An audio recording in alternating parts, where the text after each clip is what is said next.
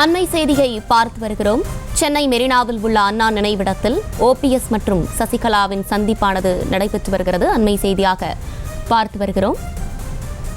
சென்னை மெரினாவில் உள்ள அண்ணா நினைவிடத்தில் ஓபிஎஸ் மற்றும் சசிகலா சந்தித்து வருவதாக தற்போது தகவல் வெளியாகியிருக்கிறது. அண்மை செய்தியாக பார்த்து வருகிறோம்.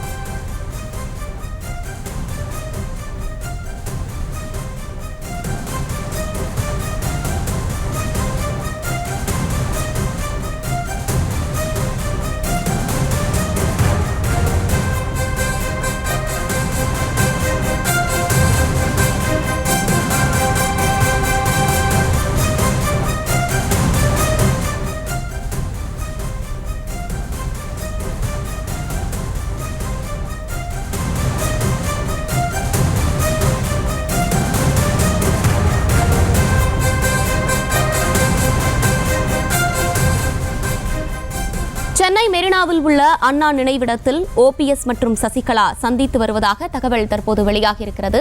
கூடுதல் விவரங்களோடு இணைக்கிறார் செய்தியாளர் ராஜேஷ். ராஜேஷ், வணக்கம். மேலும் விவரங்கள். வணக்கம்.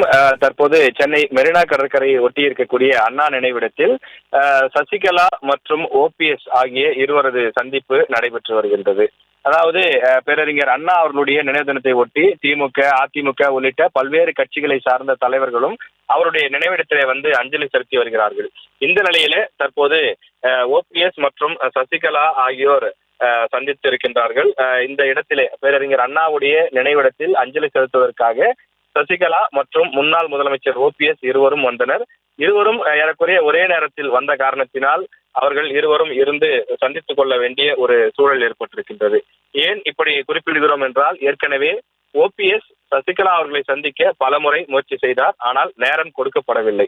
அதே போல இன்றைய தினம் அஞ்சலி செலுத்துவதற்கு ஓபிஎஸ்க்கு கொடுக்கப்பட்ட நேரம் காலை 10:30 மணி. அதே போல சசிகலா அவர்களுக்கு அஞ்சலி செலுத்துவதற்கு கொடுக்கப்பட்ட நேரம் காலை 11:30 மணி. இப்படி 1 மணி நேர இடைவெளி கொடுக்கப்பட்டிருந்தது.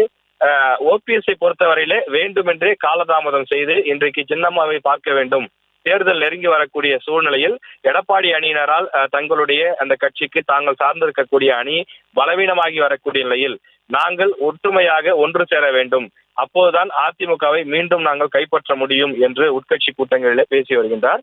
எனவே அதற்கேற்பத்தான் சில மாதங்களுக்கு முன்பு சென்று அமமுக பொதுச் செயலாளராக இருக்கக்கூடிய டிடிவி தினகரனை சந்தித்து இனி நானும் டிடிவி தினகரன் அவர்களும் ஒன்றிணைந்து செயல்பட போகின்றோம், அதிமுகவை தொண்டர்கள் கைப்பற்ற வேண்டும் என்றெல்லாம் பேட்டி கொடுத்திருந்தார்கள்.